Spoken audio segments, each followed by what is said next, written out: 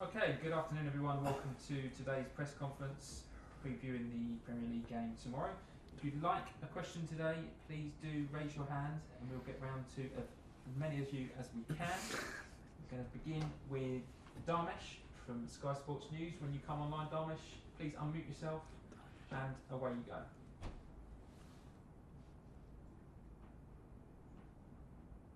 Hi there, Thomas. Hope you're well. Could we just start off with the team news, and if your selection will have one eye potentially on the FA Cup final on Saturday? No, we just have an eye on the players' workload and on the statistics that we have. Who is overloaded, maybe overloaded in high speed, and from that we will decide who's in a risk of injury. Everybody who is not in a risk of injury, we will be available for the game. Is not to manage the game on Saturday now. Now is the time to manage the game on Wednesday. We're in the middle of a race for top 4 and cannot judge games. I just want to ask you about, there's lots of talk on the Champions League venue for the game against Manchester City.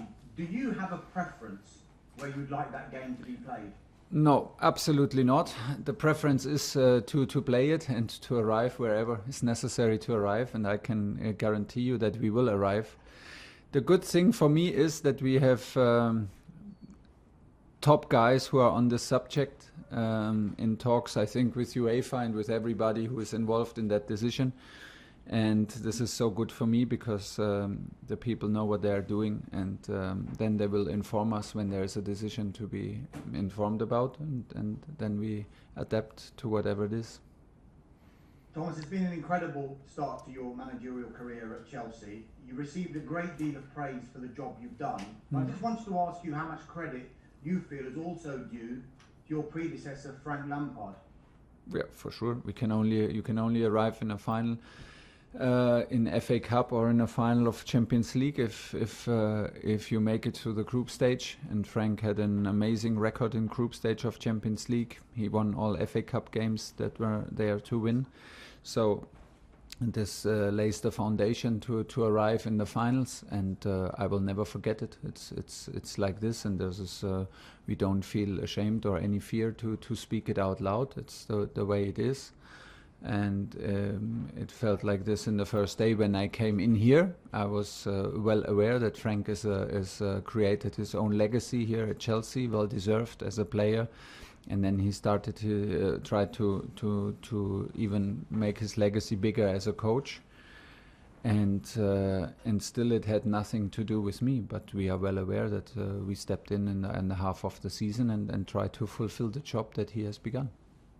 Last couple from me, Thomas. Have you had any communication with Frank Lampard since you came into the role? No, just a message that I talked about very early in the first week, where he wished me all the best, and was a very, very nice and a very polite and a message that I was absolutely very happy about. It was and showed me that Frank is, like what you see from the outside, also inside, he is one of the legacies and one of the big players and the big figures, key figures of this club. And he resembles everything that you, when you think about Chelsea, you think about Frank Lampard and about his way, the way how he is, how he played football, and obviously that shows his character. And the message was exactly like this, and was a pleasure to receive. So we had this quick chat after 1-2 days when I arrived, but since then, no more. Just finally, with regard to Arsenal, does their position in the league surprise you? And as a fellow manager, can you allow yourself to feel a little bit for Mikel Arteta and what he's going through? Well, I know what I'm going through when I don't win, and when we don't win. This is the most horrible situation for any coach in the world. You can be very sure about this. No matter if you train in academy or in professional football, that will never change, or in amateur leagues, that will never change. It's the worst feeling. It's the worst feeling on the weekends or during a week. So this is pretty much the same for everybody.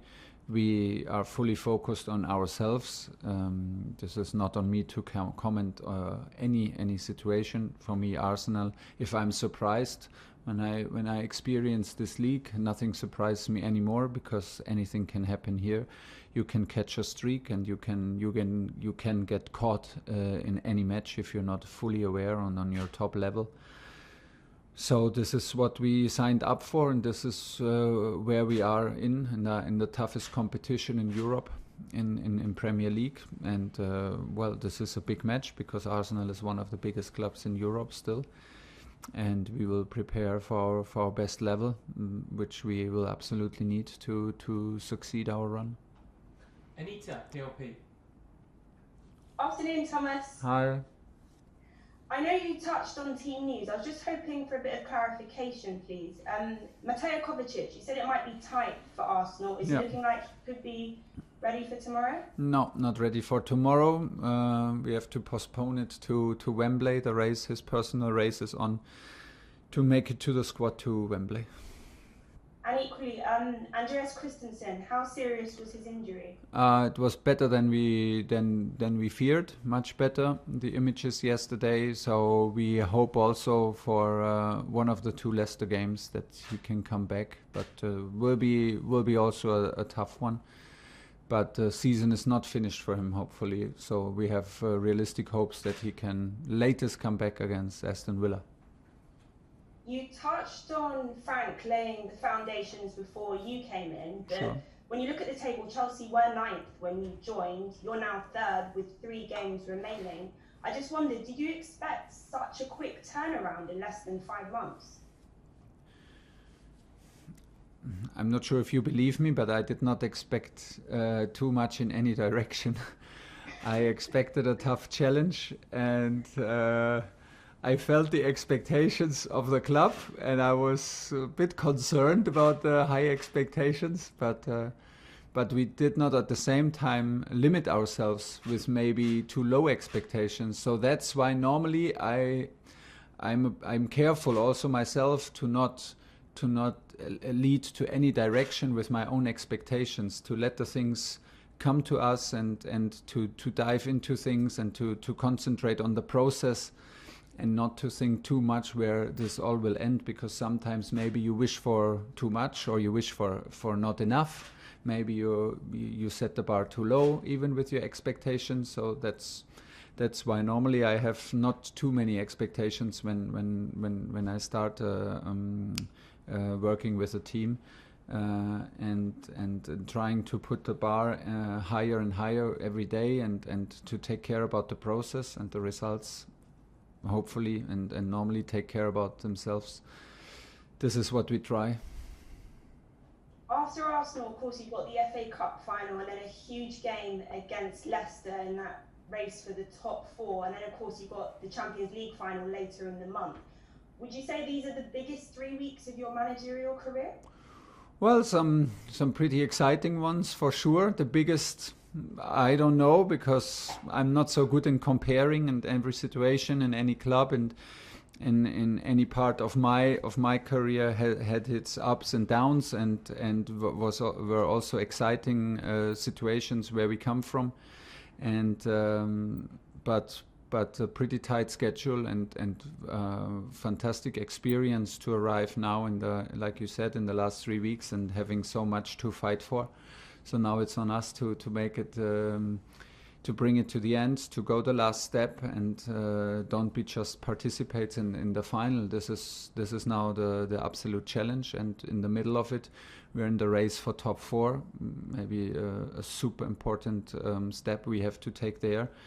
To qualify us for Champions League next season. So there are a lot of targets to reach, and it is exciting. It is demanding. It's also sometimes tiring, but overall, it's the best way to finish a season. George, 5 Live. Thanks, Adrian. Thomas, hello. You mentioned the expectations there from the club. Surely they didn't expect you to make a Champions League final and an FA Cup final and be 3rd in the league after 5 months? Well, maybe they did not expect, but they did also not say we will not make it. So they did a change because they felt they needed a change, but they were very convinced about the quality and the mentality of the team.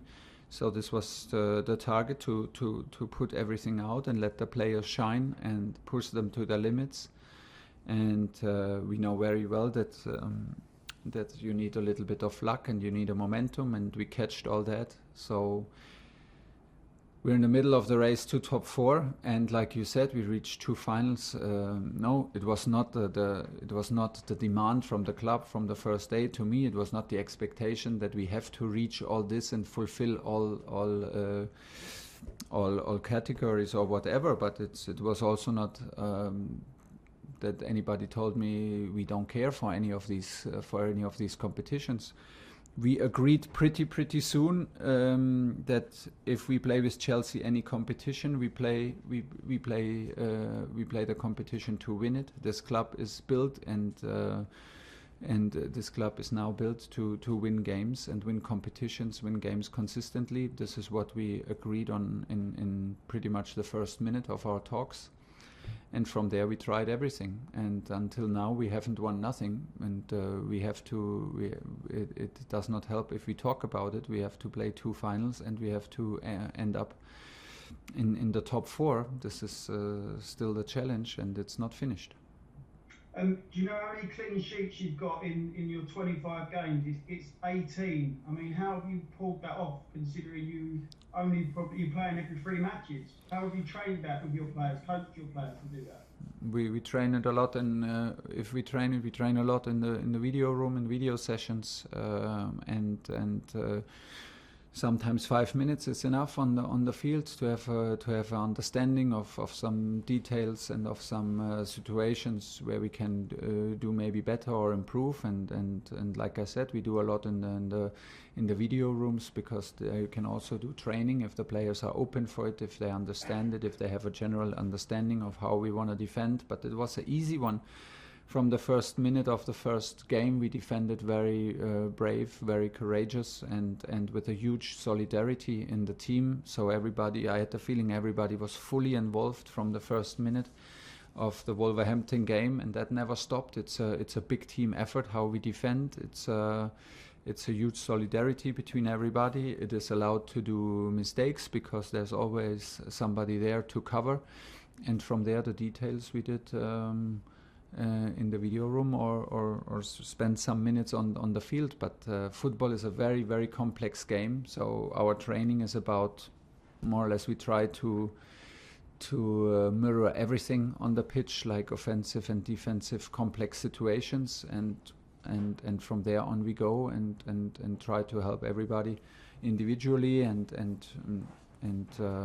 push the team as a whole.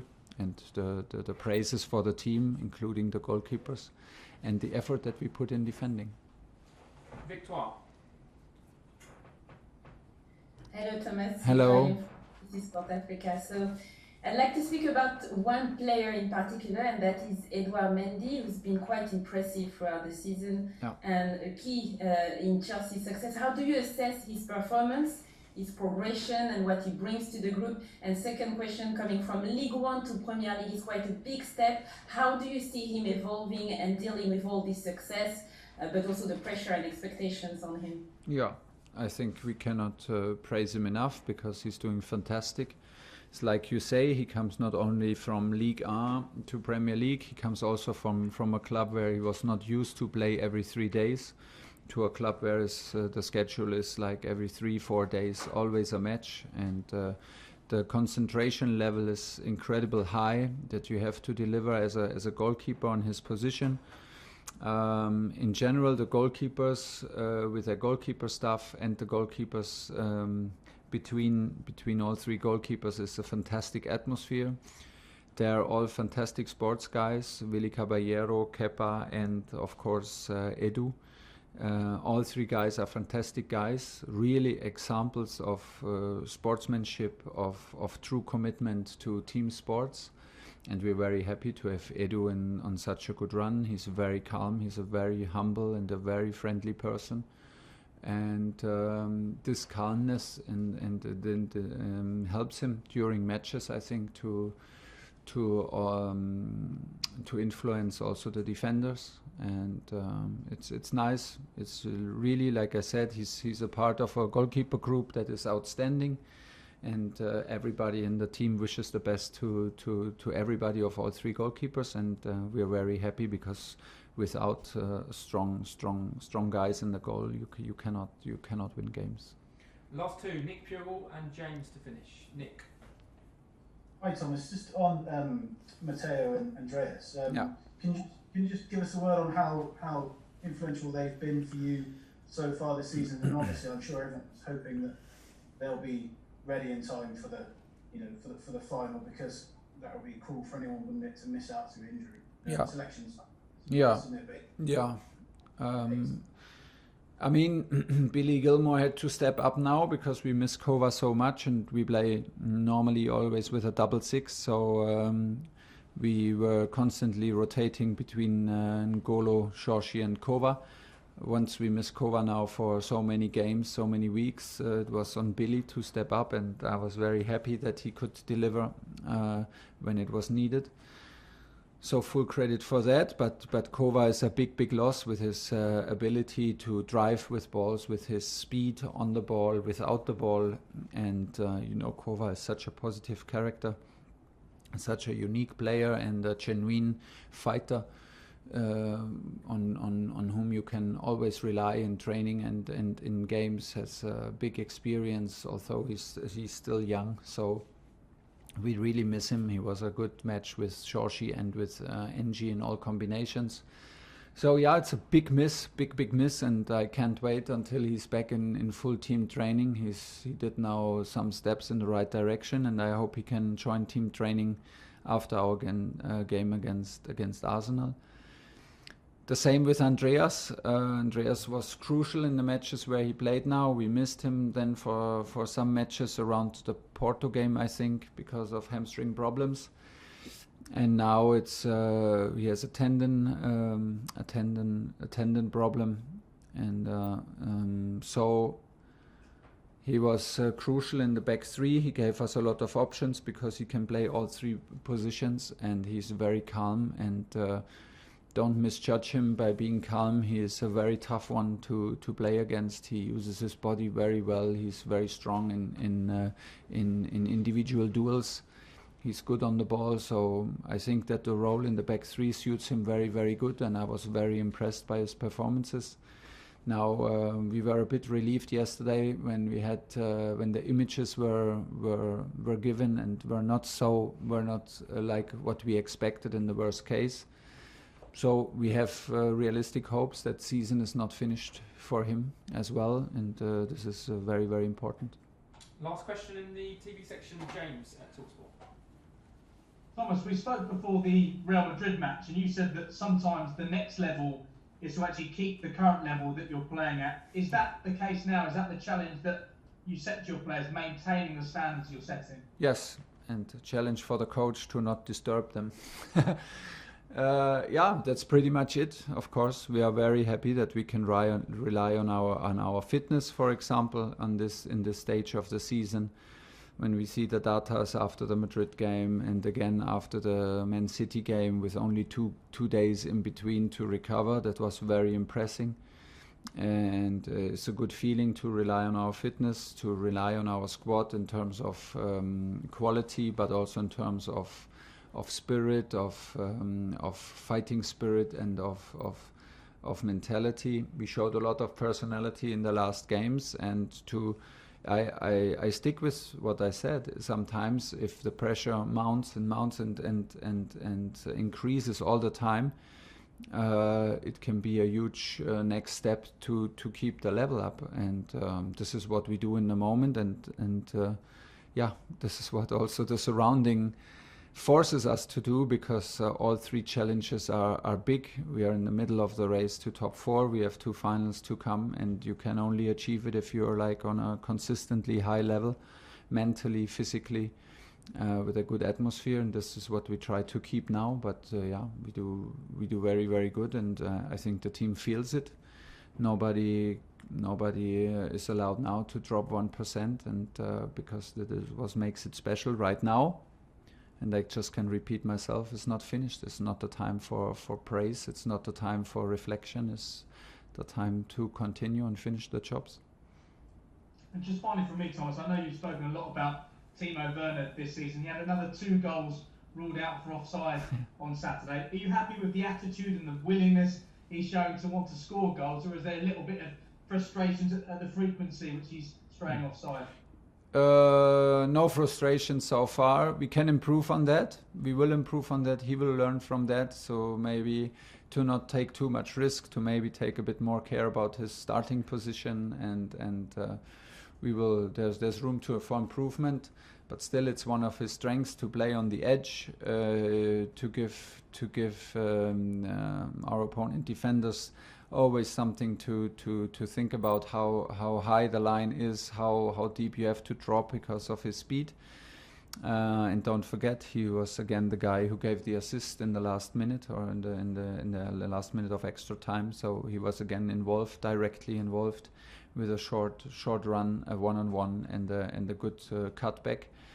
So this is for me the most important. He is involved in our chances, and still room, like I said, for improvement. That's the way you want it to have.